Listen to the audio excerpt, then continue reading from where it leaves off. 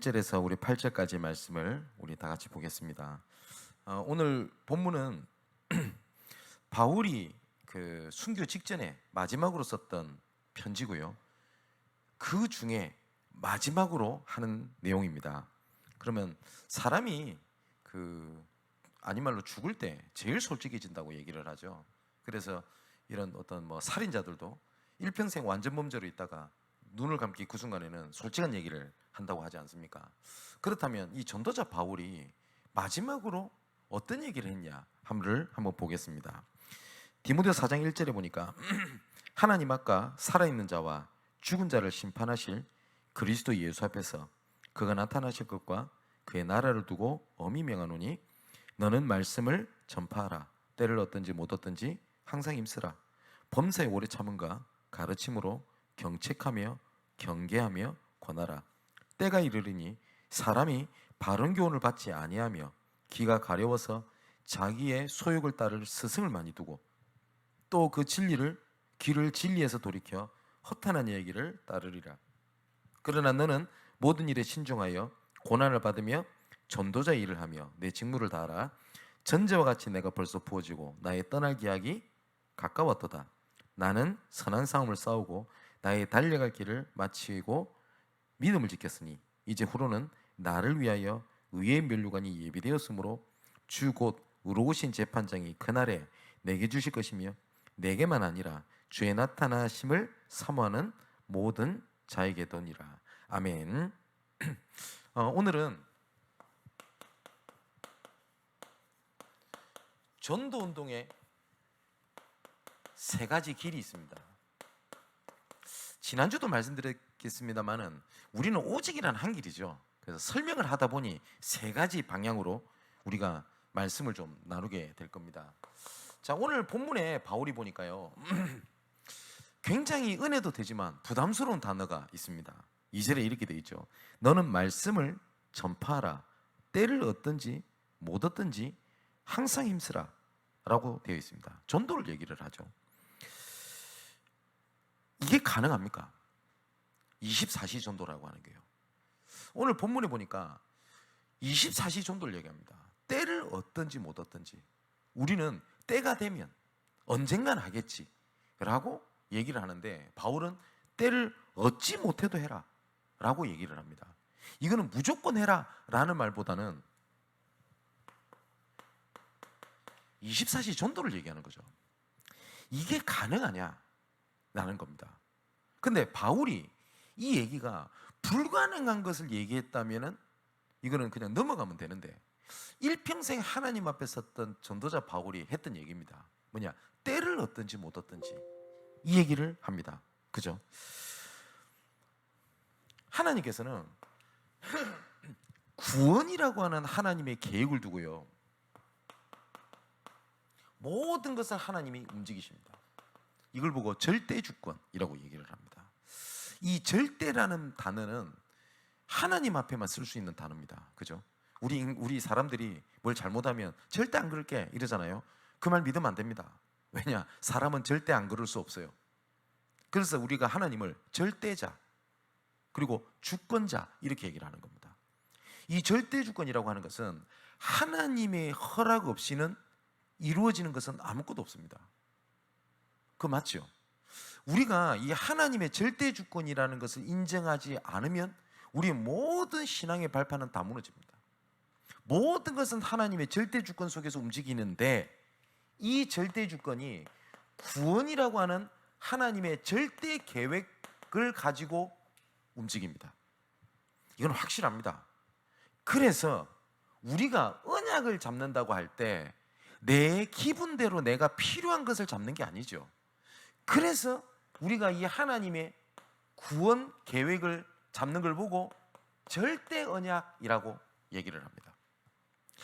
성경을 어떻게 보느냐에 따라서요 보는 관점은 다 다를 수 있습니다. 근데 우리가 혹시 우리 사랑하는 성도 여러분 그런 단어를 들어보시지 않았습니까? 구속사적 관점으로 본다 이렇게 얘기를 하죠. 뭐냐면 하나님께서 구원 관점으로 성경을 본다라는 말입니다.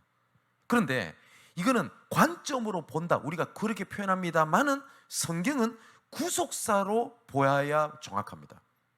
예수께서 이 땅에 오신 이유가 뭐죠? 우리를 복받기 위해서 오셨습니까? 그러면 전능하신 하나님께서 이 육신을 입고 이 땅에 오실 이유가 없어요. 그냥 복받아라 한마디면 끝납니다. 왜냐? 천지를 말씀으로 창조하신 여호와 하나님께서 우리에게 말씀으로 축복을 못 내리십니까? 능 그를 그렇게 연약한 분이 아니시지 않습니까? 왜냐? 절대 주권자인데요. 근데 왜 그리스도로 꼭 육신 입고 이 땅에 오셔야 됐나요? 우리의 구원 때문입니다. 그죠? 왜냐? 하나님을 떠난 문제는 죽는 거 외에는 답이 없어요. 그러면 그 죽음을 이겨야 돼요. 근데 우리 인간 힘으로 어떤 누구도 어떤 위인도 이것을 할 수가 없습니다. 그래서 하나님께서 직접 육신을 입고 이 땅에 오셔서 십자가 외에서 죽으시고 그 죽음을 이기셨다는 증거로 부활하사 우리와 함께 계시며 우리를 통하여 또 다른 구원의 계획을 인도하고 계십니다. 그죠? 그래서 구약 메시아가 오실 것이다. 신약 그리스도께서 그 메시아 그리스도께서 오셨다. 그래서 성경은 어디 부분을 봐도 그리스도 관점으로 봐야 돼요. 그럼 이 그리스도께서 왜 오셨냐? 구원이라고 하는 구속사적인 계획을 가지고 오신 겁니다. 맞죠? 자, 그걸 언약이라고 하고요. 그때부터 내 삶에 하나님의 은혜가 언약의 성취가 나타납니다. 이걸 보고 절대 여정이라고 얘기를 합니다. 이 여정 속에 이거는 응답을 구한다가 아닙니다. 따라오는 하나님의 절대 작품 응답이 있습니다. 이걸 보고 뭐라고 얘기를 하냐? 언약의 여정이라고 얘기를 합니다. 우리가 이 속에 있어요. 그죠? 성경의 인물들을 잘 보십시오. 성경의 인물들이 딱 이렇게 인도를 딱 받아갑니다. 정확합니다.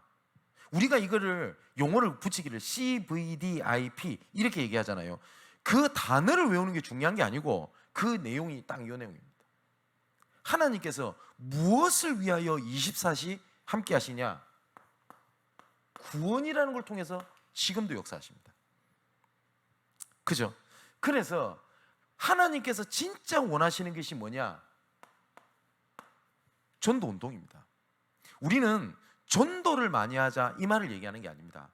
우리 양문교회 우리 사랑하는 성도 여러분, 아마 여러분들은 제가 전도를 많이 하자, 전도를 열심히 하자라는 걸 가지고 지금까지 얘기하고 말씀을 증가한 것이 아니라는 걸 정말 알고 계실 겁니다. 전도 운동이라는 것은 뭐냐? 전도랑 전도 운동은 달라요. 전도는 일평생 딱 한 번 해도 한 겁니다.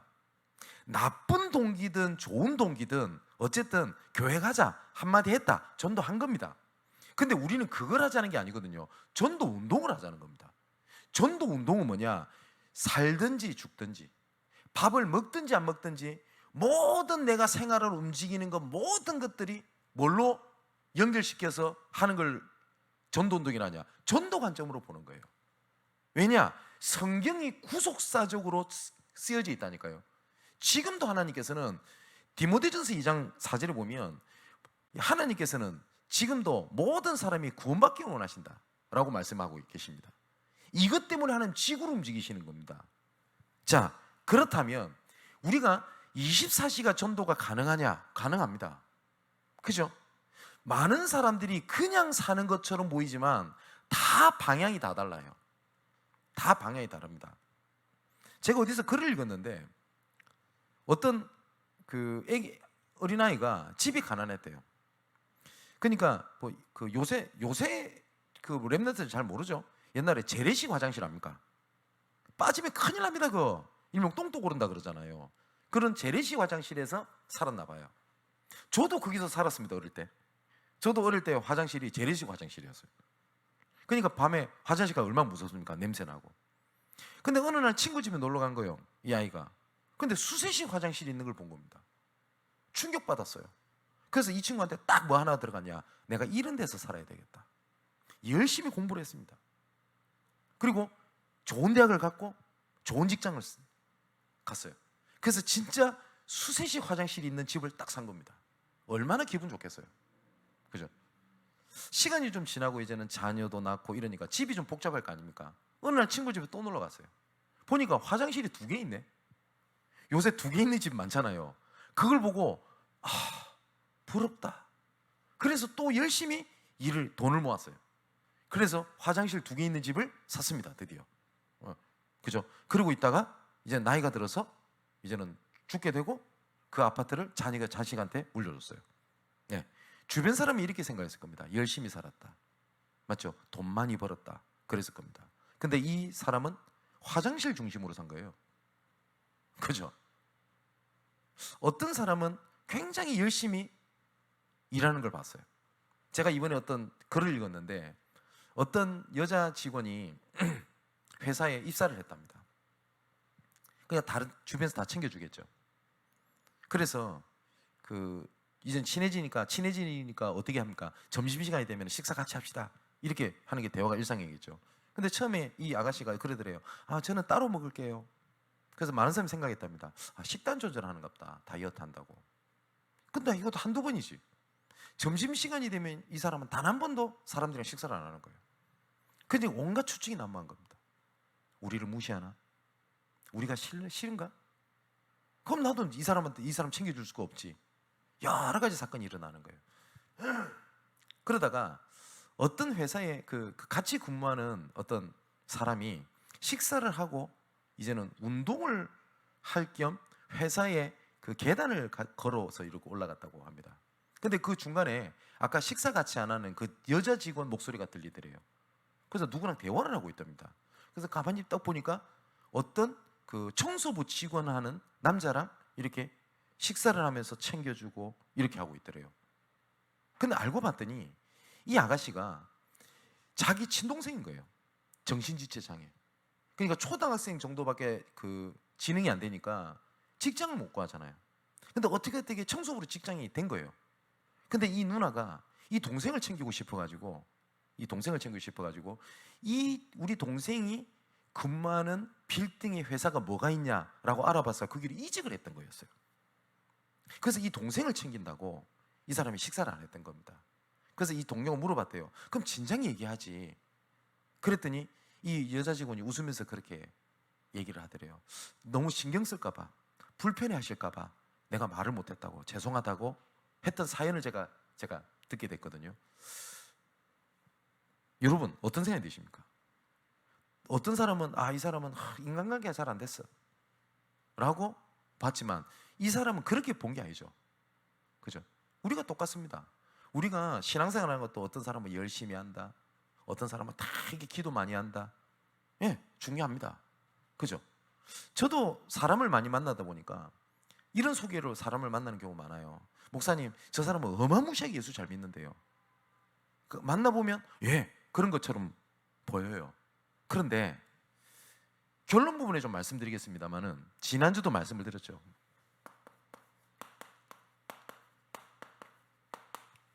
방향이 틀려 있는 것들이 되게 많이 봤어요. 거의 대부분 열심히 신앙생활하는 사람들이 거의 기준이 방향이 어디에 있냐?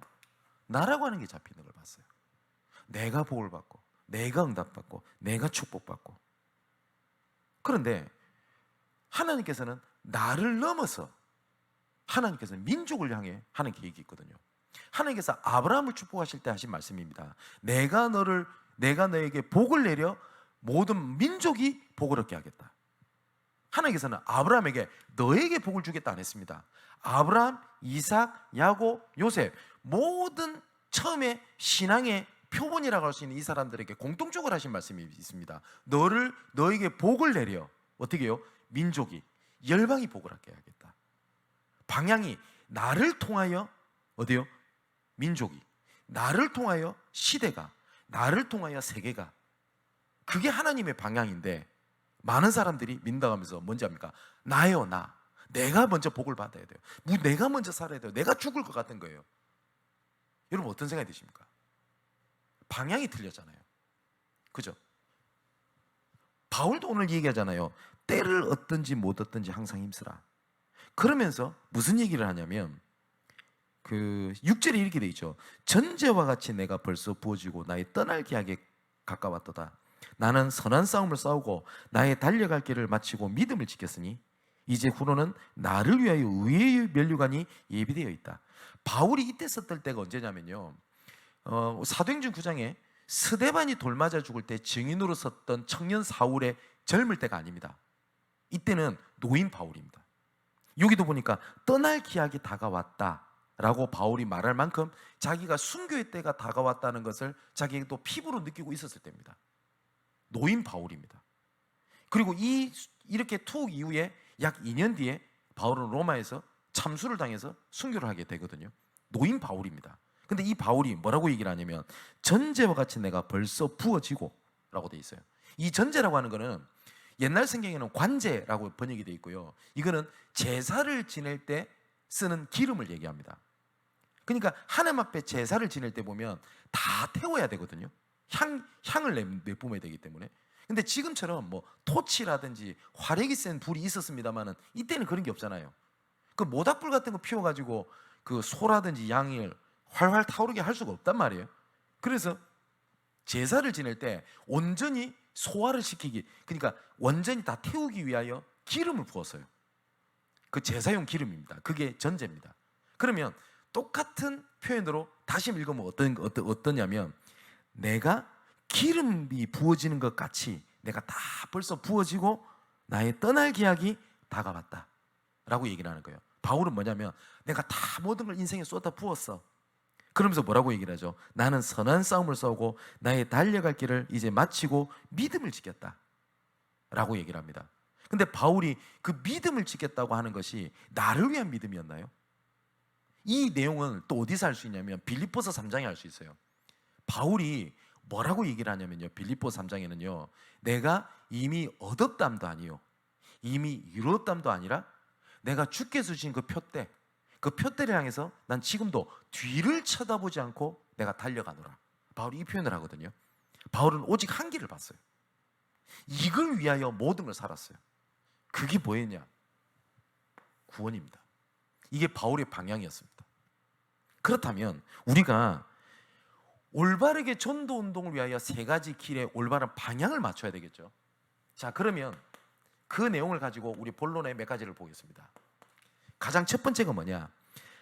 하나님의 계획 속에 있는 나 교회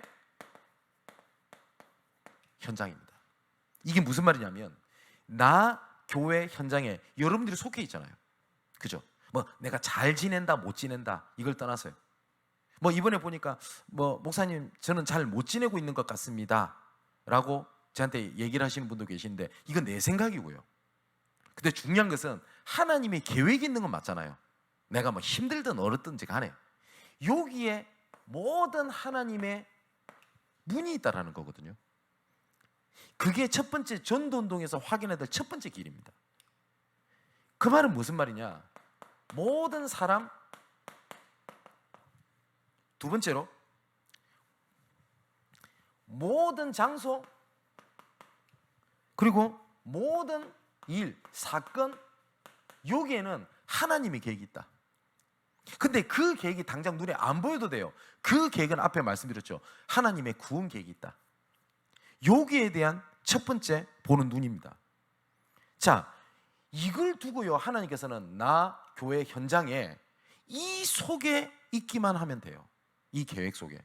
그럼 도대체 하나님 계획 속에 있는 것이 뭐냐라고 할 때요, 성경 구절을 몇 가지를 적어보겠습니다.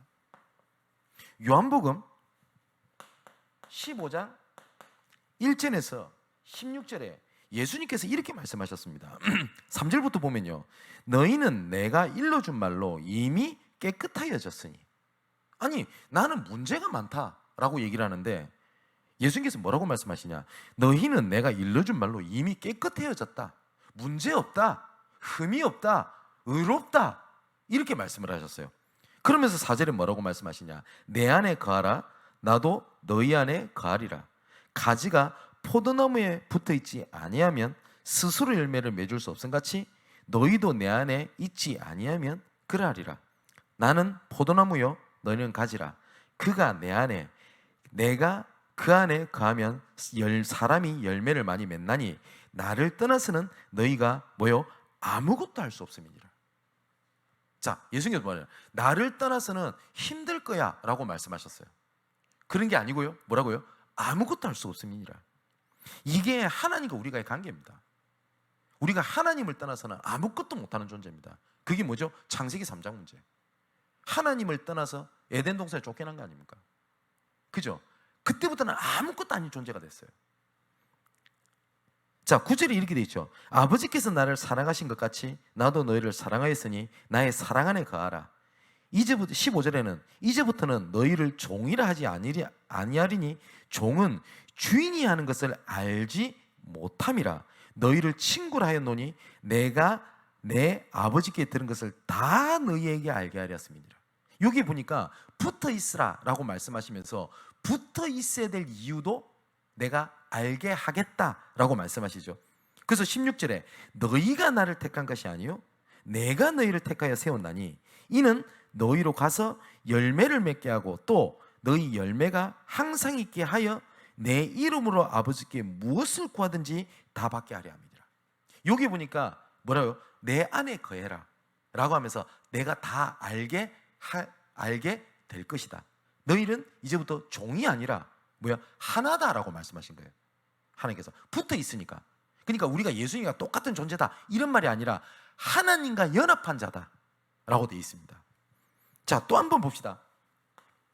고린도전서 7장의 말씀을 보면 20절, 24절에 이렇게 되어 있습니다. 20절에 각 사람은 부르심을 받은 그 부르심 그대로 지내라. 네가 종으로 있을 때에 부르심을 받았느냐 염려하지 마라. 그러나 내가 자유롭게 될 수 있거든 그것을 이용해라. 그러니까 내 지금 상황이 안 좋은 상황에서 부르심을 받았냐 아니면 좋은 상태에서 부르심을 받았냐 그게 문제되지 않는다는 거지 않습니까? 종이 될 때 부르심을 받았냐 괜찮아. 자유롭게 되었냐 그것을 오히려 활용해라. 하나님과 함께하는 것을. 그러면서 또 이렇게 얘기합니다. 주 안에서 부르심을 받은 자는 종이라도 주께 속한 자유인이요 또 그와 같이 자유인으로 있을 때에 부르심을 받은 그리스도의 종인이라. 이거 되게 재밌는 표현하죠. 종으로 있지만 자유인이요. 자유인으로 부르심 받았지만 그리스도의 종인이라. 야, 진짜 바울이요 멋진 표현을 했어요. 제가 이 말씀 묵상하면서 그래, 누구는요 배경이 좋은 데서 예수 믿었냐 아니면 배경 없는 데서 예수를 믿었냐 그 구별하면 차이점이 없다는 말 아닙니까? 또 이렇게 돼 있습니다.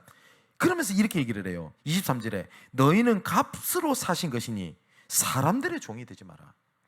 그리고 또 형제들아 너희는 각각 부르심을 받은 그대로 하나님과 함께 거해라.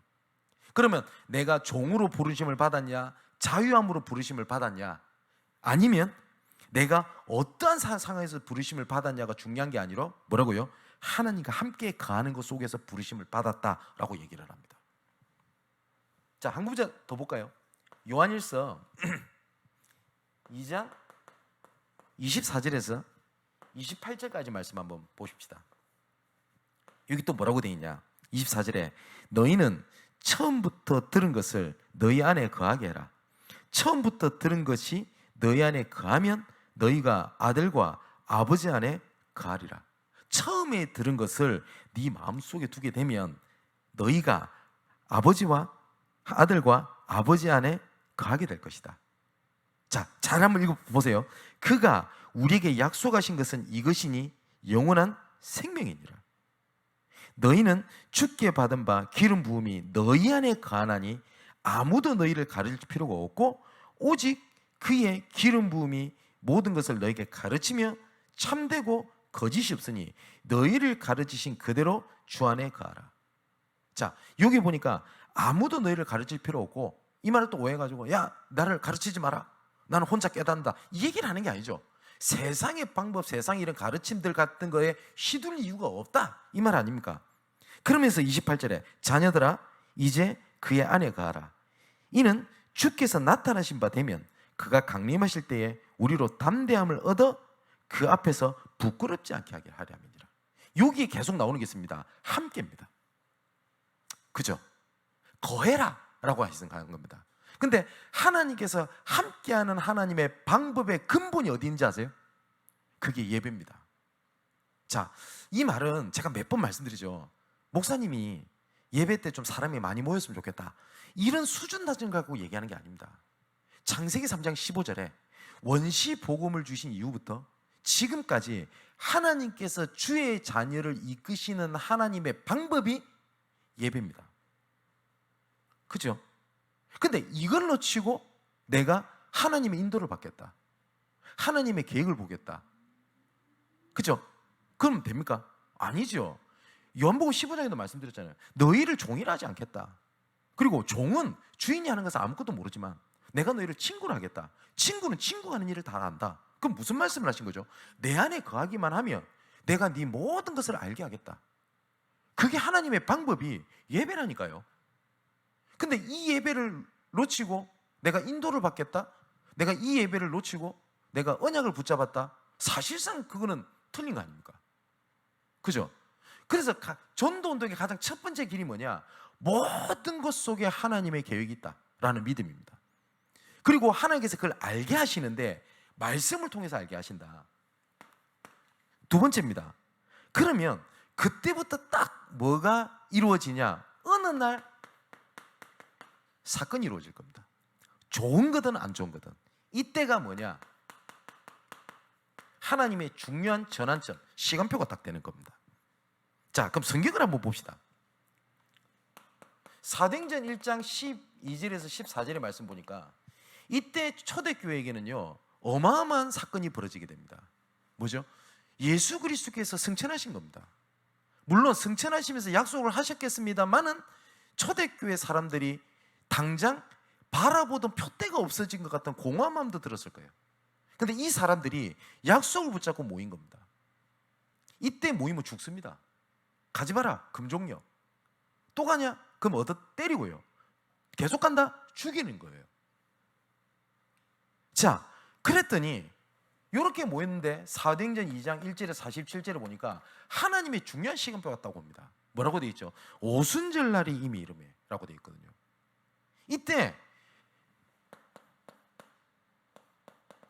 15개국 문을 하나님이 예비해 놓고 하나님 사건을 딱 일으키는 겁니다. 자, 이렇게 하나님 응답을 받더니 얼마나 초대교회가 기분이 좋았겠어요. 그죠? 어느 정도까지 이제는 확신을 가지고 움직이냐? 자기 물건을 서로 내어놓고, 그죠? 무슨 말이죠? 이제 경제 이런 것에 묶이지 않았던 겁니다. 가난한 사람들이. 그런데 또 사건이 이루어집니다. 안전뱅이가 일어나는 사건이 일어나게 돼요. 이거 응답인데 이것 때문에 본격적으로 핍박이 피부로 와닿기 시작했어요. 초대교회는 오히려. 근데 이 일이요 나중에는 제사장 법정 앞에 가게 됩니다.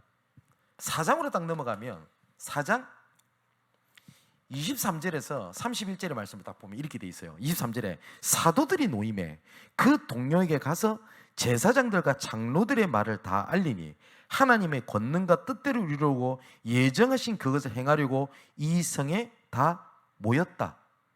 이 고백을 하게 되거든요. 말을 하면서. 그게 무슨 말이냐면 하나님께서 예정하신 것을 행하려고 이 성에 하나님께 모이게 하신 거다. 뭘 본 겁니까? 사건 뒤에 하나님 계획을 본 거예요. 우리는 안전병이 일으켜졌는데 오히려 핍박을 받았다 이렇게 했는데 여기 뭐라고요? 하나님의 권능과 뜻대로 이루려고 예정하신 그것을 행하려고 이 성에 하나님이 모이게 한 겁니다. 그러니까 이 사도들은 보는 눈이 달랐어요. 아, 핍박이 아니라 예정하신 것을 이루시려고. 그래서 29절 이렇게 얘기합니다. 주여 이제도 그들의 위협함을 굽어보시옵고 또 종들로 하여금 담대히 하나님의 말씀을 전하게 하여 주시오며 손을 내밀어 병을 낫게 하시옵고 표적과 기사가 거룩한 종 예수의 이름으로 이루어지게 하옵소서. 31절 이렇게 되어 있습니다. 빌기를 다함에 모인 곳이 진동하더니 무리가 다 성령이 충만하여 담대히 하나님 말씀을 전하니라. 자, 응답과 문제가 같이 오잖아요. 그죠? 근데 초대교회는 뭘 봤다고요? 하나님께서 예정한 것을 위하여 하나님께서 모은 거다. 여러분 어떤 생각이 드십니까? 저는 이런 얘기도 듣거든요. 목사님, 전도하기가 너무 겁이 나요. 왜요? 전도만 하면 문제가 생긴대요. 네. 그래서 제가 그런 얘기를 드리거든요. 전도하면 문제도 있지만 그 뒤에 하나님의 큰 응답이 있거든요. 근데 왜 응답은 못 보고 문제를 봅니까? 그잖아요. 우리 속담에 이런 말 있잖아요. 뭐 이거 성경은 아닙니다만은 구더기가 무서워서 장을 못 담그냐 이러잖아요. 장 먹으려면 구더기 만나야 돼요. 그죠? 이거 또 속담에 또 이런 말이 있습니다. 호랑이를 잡으려면 사자입니까? 사자인지 호랑이인지 어쨌든 그 놈을 잡으려면 그 굴에 들어가야 된다 안 합니까? 그잖아요. 근데 하나님의 역사를 잘 보세요. 사건에 항상 문제와 하나님의 응답은 공존해서 나와요. 근데 하나님의 사람들 특징이 있습니다. 뭐냐? 문제가 아니라 응답을 봐요. 그걸 전부 다 뭘로 보냐? 하나님의 전환점으로 보는 겁니다. 또 보세요. 자, 사도행전 6장 1절에 7절입니다. 어떤 문제가 생겨지게 되죠? 6장 1절에 재미있는 표현이 있습니다. 제자가 더 많아졌는데 무리가 많아진 것도 아닙니다. 제자예요, 제자. 분명히 성경에는요, 무리와 제자라는 단어를 분명히 구분해서 사용합니다. 잘 보세요. 여기는 뭐라고 되어 있냐? 제자가 앞서 심히 많아졌는데, 그러면 그 뒤에가 뭐가 나와야 되죠? 교회가 더 좋아지고 응답이 많아지고 사랑이 넘치고 이래야 될 거 아닙니까? 뭐가 떠오냐? 갈등. 어떤 갈등입니까? 구제 문제. 네가 더 많이 가진, 내가 더 많이 가진. 근데 요 갈등 속에 하나님께서 어떤 응답을 주시죠? 어떤 전환점입니까? 이때부터 중직자 시대를 엽니다. 자, 이 사건으로 말미암아, 여러분 아시죠? 이 사건으로 말미암아 나중에 어떻게 되죠? 7장 1절에서 60절에 스데반의 환란이 나중에 사도행전 8장 1절에서 40절에 아무도 가지 않는 사마리아 지역에 문을 엽니다. 좀 넓게 보면요, 이때 초대교회 안에 갈등이 없었으면 어떨 뻔했어요. 그죠? 근데 우리는요, 너무 1차원적으로 봐요. 문제, 나를 싫어했어, 나한테 안 좋은 얘기를 했어, 나 기분 나빠, 이렇게 보니까 그 뒤에 하나님의 전환점이 안 보이는 겁니다. 그죠? 자, 또 보세요. 뿐만 아닙니다. 나중에 이 문제가 커집니다. 그래서 나중에 뿔뿔이 흩어져요. 교회가 계속 핍박이 많아지니까요. 근데 사도행전 9장 10절에서 15절에 우리가 계속 말씀을 받던 내용이니까요. 뭐라고 되어 있습니까? 그때에 다메섹에 아나니아라는 제자가 있었더니, 하필이면 그때에 하나님이 구원의 역사를 이루시는 그때에 그 지역에 누구에게 붙이냐? 그 어마어마한 역사 아닙니까?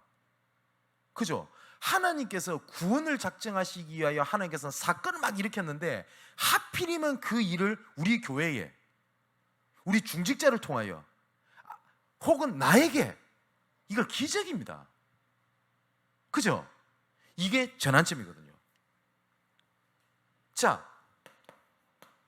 더 문제가 왔습니다. 사도행전 11장 19절에 뭐라고 되어 있죠? 그때에 스데반의 환란으로 인하여 흩어진 자들이, 그때에 문제가 왔고 핍박이 왔고 흩어졌던 그때에 20절에 뭐라고 되어 있죠? 그 사람들이 유대인에게만 복음을 전하는데 그 중에 헬라인에도 복음을 전하니 이때부터 선교 시대가 열리게 됩니다. 그러고 난 다음에 나왔던 말씀이 뭐죠? 주의 손이 함께, 또 뭐요? 주의 은혜가 보여, 또 뭐라고 되어 있다고 되어 있죠? 큰 무리의 제자들이 돌아오게 됐다. 자, 이번 주는 사도행전 12장의 말씀 보겠죠. 자, 12장까지만 얘기할 겁니다. 왜냐? 13장 이후로는 안 할 겁니다. 왜냐하면 말씀을 스포일러 하면 안 되니까. 자, 12장에 더 핍박이 오거든요. 이제는 어떻게 되냐? 야고보가 먼저 죽습니다. 근데 얼마나 헤로당이 웃긴지 아세요? 그냥 본보기를 죽여봤어. 그랬더니 유대인들이 좋아하는 거예요. 그랬더니 이 헤로당이 어떤 생각이 드냐? 분명히 성경에 그렇게 되어 있습니다. 유대인이 즐거워하는 것을 보고 어떻게 해요? 이제 베드로를 잡은 거예요. 이제 베드로를 잡으려고 하는데 하필이면 6월절이네. 근데 이 6월절은 유대인들이 즐깁니다. 그래서 더 확실하게 보여주려면 절기를 피해서 죽이는 게 낫잖아요. 그래서 6월절만 지나면 죽이려고 작정을 한 겁니다. 이게 얼마나 악합니까? 이쯤 되면 끝났잖아요. 그런데 24절에 뭐라고 되어 있냐? 하나님의 말씀은 흥왕하여 더하니라 라고 되어 있습니다. 자, 이때가 모든 것들은 사건입니다. 그러면 전도운동의 두 번째 길, 이제는 무엇을 보는 눈이냐? 첫 번째는 모든 것에 하나님의 문이 있다라는 눈, 두 번째는 모든 사건에는 하나님의 구원의 시간표가 왔다는 눈입니다. 그죠? 자, 이걸 보니 그리스도는 모든 문제 해결자가 맞아요. 무슨 말이죠? 문제가 아닌 겁니다. 만약 이 말씀을 듣는 분 중에 불신자가 있다, 그러면 여러분 사건 생기면 해결하려고 몸부림치셔야 됩니다. 오늘 말씀 듣고 가만히 있으면 되겠네, 여러분하고는 상관이 없어요. 그런데 하나님의 자녀가 맞다면 여러분에게 일어나는 모든 사건은 재앙이 아닙니다. 자, 하나님께서 또 이렇게 말씀하셨습니다. 예레미야 29장 11절에 뭐라고요? 너희를 향한 나의 생각을 내가 안 하니 재앙이 아니요 뭐요? 평안이라. 뭐라고요? 미래와 희망을 주는 것이라. 아니, 그때 당시 포로가 내가 다 죽어가고 있는데 하나님은 너무 뜬금없는 얘기를 하시는 겁니다. 재앙이 아니다, 뭐요? 평안과 희망이다, 이렇게 말씀하시는 거예요. 아마 이 말씀을 듣는 분 중에서도 이런 생각이 드실 분이 있을 겁니다. 아니, 나는 진짜 큰일이 일어났는데요, 지금 당장 내 자녀에게, 지금 당장 우리 가정에, 지금 당장 경제 문제에 지금 난리가 났습니다. 그 내 생각, 하나님 뭐라고요? 너희를 향한 나의 생각을 안 하니, 이렇게 말씀하셨어요. 네 생각을 안다 안 하시고 나의 생각을 안 하니. 에베소서에 뭐라고 되어 있습니까? 자기 뜻대로 일하시는 하나님이라고 되어 있습니다. 그죠? 자, 세 번째 눈입니다. 이 속에 하나님의 사람들을 하나님이 붙이거든요. 이걸 보고 다른 말로는 팀 구성이라고 합니다. 요게 사람들을 막 만날 겁니다. 이 속에 팀을 통하여 하나님께서 원하시는 현장이 있어요. 그죠? 지금 만나는 사람은 안 보고 있더라 할지라도 전도자는 여러분들은 그걸 보고 있어야 돼요. 이 사람을 향한 계획이 뭐가 있나? 이 사람을 통해서 함께 복음 전할 계획이 뭐가 있나? 이걸 보는 거예요. 아니, 이번에 쭉 우리 만일 미션홈에서 이렇게 포럼을 하고 이렇게 하는데, 예를 들어서 사람이 아니라 지역 중심 아닙니까? 근데 이번에 전혀 뜬금없는 지역에 그 복음을 전해달라고 연락이 왔어요. 근데 알고 봤더니 옆에 있는 우리 팀의 사람이 그쪽 지역에 계속 들어가고 있는 일이 있네. 그럼 그 사람을 향한 계획이 분명히 있어요. 그걸 보고 팀 구성. 아니, 전혀 연결점이나 접촉점이 없는데요, 그건 내 생각이라니까요. 해보시라니까요. 반드시 하는 계획이 있어요.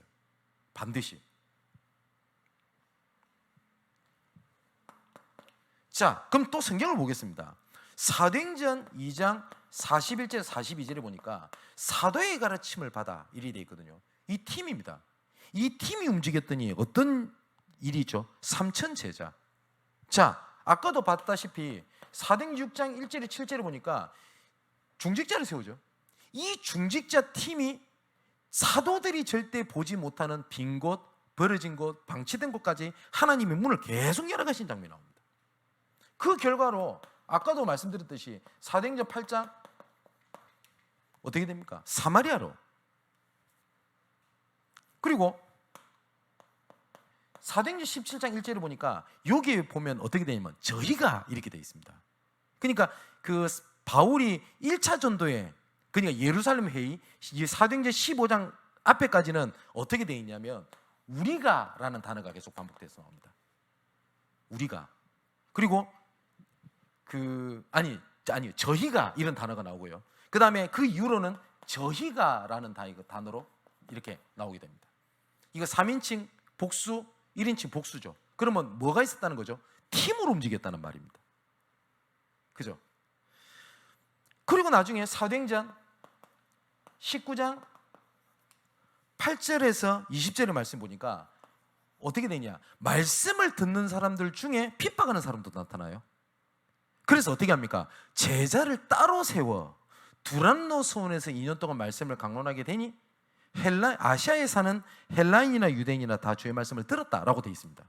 그렇기 때문에 혹시 목사님 우리 지교회 하는데 갈등이 생겼습니다, 누가 와서 핍박을 합니다, 어려움이 생겼습니다, 그걸 갖고 문제로 보지 마세요. 어쩌면 이때가 이 시간표일 수도 있습니다. 잘 보시라니까요. 그러니까 너무 우리가 보는 눈이요 1차원적이에요.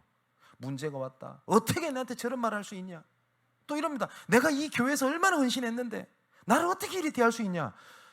예, 안타깝죠. 근데 진짜 죄송하지만 보는 눈이 없어서 그래요.